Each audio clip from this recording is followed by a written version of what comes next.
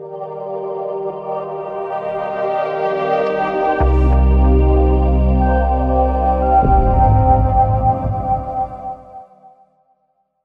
m'a demandé de m'exprimer à propos d'un rabbin qui aurait dit dans un cours, il semblerait que c'est passé même sur Internet, que la méthode actuelle qu'il y a dans le peuple juif d'étude de Torah, qui est principalement celle du Kollel, ça veut dire qu'il y a des personnes qui ne travaillent pas et ils vont étudier toute la journée la Torah et ils reçoivent une bourse d'études, et leur femme, d'habitude la bourse d'études n'est pas trop cossue, donc d'habitude leur femme va travailler, et ainsi ils arrivent à finir les mois difficilement, mais ils arrivent ainsi. C'est extrêmement contre cela, je n'ai pas écouté, mais bon, on m'a dit que c'était extrêmement virulent, c'est complètement faux d'agir ainsi, etc. On m'a demandé de m'exprimer. Alors, il est vrai, qu'il est écrit dans les Maximes des Pères, Pirkei Avot, repris dans les paroles de Maïmonide, repris dans Shulchan Aruch, Siman, chapitre 245, que celui qui étudie sans travailler, c'est une Torah qui amène le péché, qui éteint la lumière de la Torah, qui éteint la religion, qui amène des péchés, qui toute une sorte de choses terribles là-dessus. Donc on pourrait croire qu'effectivement, on n'a pas le droit d'agir ainsi.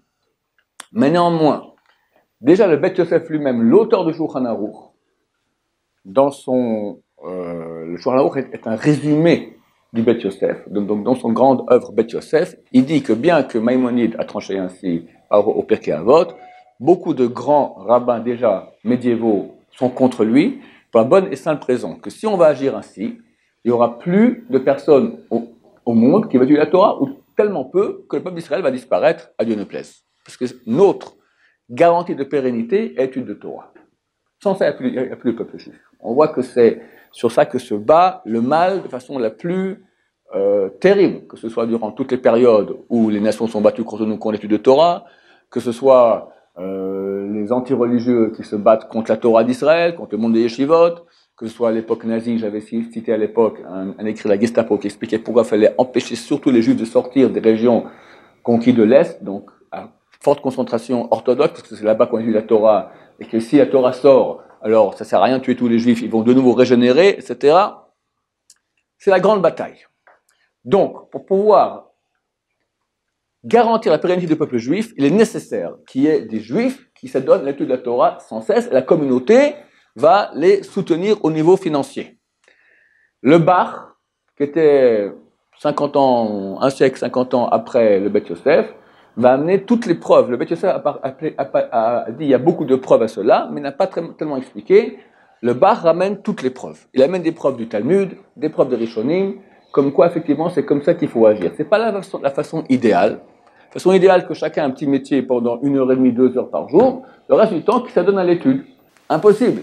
Un temps c'est possible. On fait 1h30 de travail, 2 heures comme ça, on arrivait à vivre ainsi. Aujourd'hui c'est complètement impossible. C'est pour ça que les grands de la Torah, déjà il y a 500 ans et plus, aujourd'hui depuis 2-3 siècles, tous agissent ainsi. Ont ordonné que le seul moyen de garantir que la Torah d'Israël ne s'oublie pas et qu'il y ait une pérennité du peuple d'Israël est qu'il y ait, on demande à toutes les personnes qui peuvent le faire, c'est la meilleure chose à faire pour aider le peuple d'Israël. Mieux que tout, mieux que s'engager dans les commandos Sayet Matkal ou Sayet et Shoshesret, d'accord? Tu veux aider Israël, le meilleur moyen, tu t'adonnes à l'étude de Torah sans cesse. Ta femme va travailler ou tu as un autre moyen que d'avoir un peu d'argent de côté, des fois c'est les parents qui aident, des fois un donateur, Issachar Zulu, etc. Moi, j'ai 7 filles pour toutes mes filles. D'accord? Ça serait la déchéance. Je ne sais pas si elle tiendrait le coup, mais elle se suiciderait, je crois. Si elle avait un mari qui allait travailler. Pour elles, le but de leur vie, elles vont travailler, elles bossent dur. Elles bossent dur. Pour qu'elle ait un mari qui lui attendra toute la journée. Elle dit comme ça les enfants, les petits-enfants, et c'est comme ça que ça continuera jusqu'à ce que ma chère vienne très bientôt, et c'est Hachem. Comment on sait que c'est vraiment comme ça qu'il faut agir? La Torah nous dit que nous devons écouter les grands de Torah à chaque génération. Tous les grands de Torah, sans exception, encouragent, poussent, prient, demandent, tous les adjectifs que vous voulez, tous les verbes possibles pour dire, poussent en avant dans cette direction qui est le maximum de Kollel Man, de gens qui lisent la Torah, jour et nuit.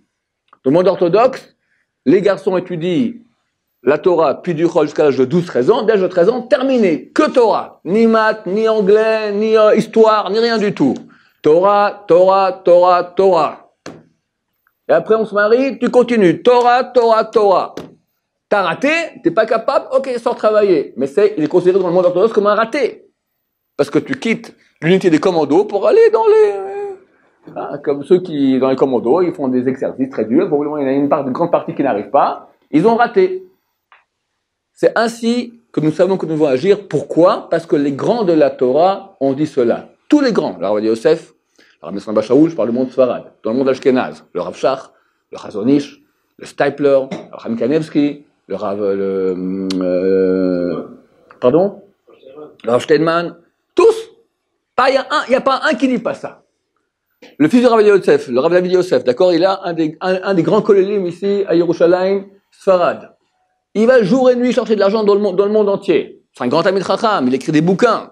Mais il passe son temps à l'étranger pour trouver de l'argent. Pourquoi? Pour avoir une centaine de personnes qui étudient la Torah. D'où il a inventé ça lui-même? De son père, évidemment. Là, pour Yosef, il n'y a pas un kollel. Pour Yosef, c'est le son des grands Chachamim Sfarad, d'accord, qui était dirigé par le Rav Izrati, après le Rav Yehuda Tzadka, après le Rav Ben Abba Shaoul, d'accord, de là sont sortis le Rav Yosef, c'est le cru de tout. Il y a un kollel comme partout, de plusieurs dizaines d'avrechim. Il y a beaucoup de films qui sortent maintenant d'un certain Sorotskin. Il était beaucoup aimé du Rav Steinman. Je crois qu'il a quelques milliers d'avrechim. C'est un type qui va à l'étranger, qui est très aimé par les donateurs, il donne des millions pour avoir, il a 10 milliers d'avrechim. On voit, il y a 1 heure de vidéo qui est sortie maintenant de lui avec le Rav Steinman. Alors, qui est celui-là qui peut aller dire maintenant, non, le Rav Steinman se trompe, le Rav Yosef se trompe, le Rav Shach se trompe, le Stapler se trompe, le Rav Kanevski se trompe, le Rav Ben Shaoul se trompe, tu vas contre tout le monde. Tout le monde a tort et toi tu as raison. C'est pas sérieux. La Torah donne, écoutez, les grands de Torah. Grands de Torah, c'est les grands de Torah. Minimum 80 ans. Avant, on parle pas. Savoir le chasse par cœur. Tous les Rachid, tous les Tosfot. Moins que ça, on parle même pas. Est-ce que ce monsieur est au niveau de cela? Même si c'est un grand Talmid Chacham, je sais même pas qui c'est, d'accord? Mais certainement, c'est pas un grand de Torah. On l'aura entendu, d'accord? Tous les grands de Torah sont d'accord, c'est un consensus total de tous. C'est le seul moyen que le Ham Israël peut réaliser pour tenir en exil, pour survivre en exil. Nous sommes encore en exil, le Mashiach n'est pas encore arrivé. Quand Mashiach viendra, il y aura un autre système Bezrat Hashem. Pour le moment, on vit une situation anormale. Oui, anormale. Mais quand quelqu'un il est sous l'eau, je peux pas lui dire maintenant respire comme ça. Non, il a un snorkel, d'accord, un tuba, d'accord. Nous sommes sous l'eau maintenant. On est en train de glou glou glou, d'accord. Alors on a un système qui est anormal. On respire avec un tuba. Tu dis mais c'est pas normal, mon cher ami, parle, tu respires, sois normal. Mon cher ami, je suis en exil encore. Tant qu'on est en exil, c'est comme ça que le peuple d'Israël peut survivre et pas autrement. Celui qui va enlever le tuba sous l'eau, il est fichu. Des questions? Peut-être dans sa chita à lui, c'est autrement. Oui, sa chita à lui, mais c'est qui sa chita à lui? Tu sais, t'as la chita des chrétiens, t'as la chita des réformistes, t'as la chita des... Ok, non. Alors, nous, on a les grands de Torah. La Torah nous ordonne d'écouter les grands de Torah. La chita de quelqu'un qui n'est pas suivi par un grand Torah, elle n'existe pas. Pour nous, c'est zéro. Pour nous, pour la Torah, d'accord? Là, c'est écrit dans Parashat Shofetim, dans le livre de Devarim, chapitre 17, versets 8 à 11. Vous écouterez les juges de votre génération, et vous ne bougerez pas de ce qu'ils diront, ni à gauche, ni à droite. Il y a 2 mitzvot ici. Une mitzvot positive d'écouter, et une de ne pas bouger de ce qu'ils nous diront. Et Rachid nous dit, pourquoi c'est marqué ni à gauche, ni à droite? Même sur la droite, il te dit gauche, même sur la gauche, il te dit droite. T'es un petit. Quand tu seras au niveau des grands de la Torah, on t'écoutera, d'accord? Un grand de la Torah, c'est minimum, connaît le chasse par cœur, Rachid, Tosfot, chaque mot. Minimum. Tous les grands de Torah, ça va au moins ça. Sinon, on s'approche même pas. Et 80 ans. Avant, t'es un petit jeunet.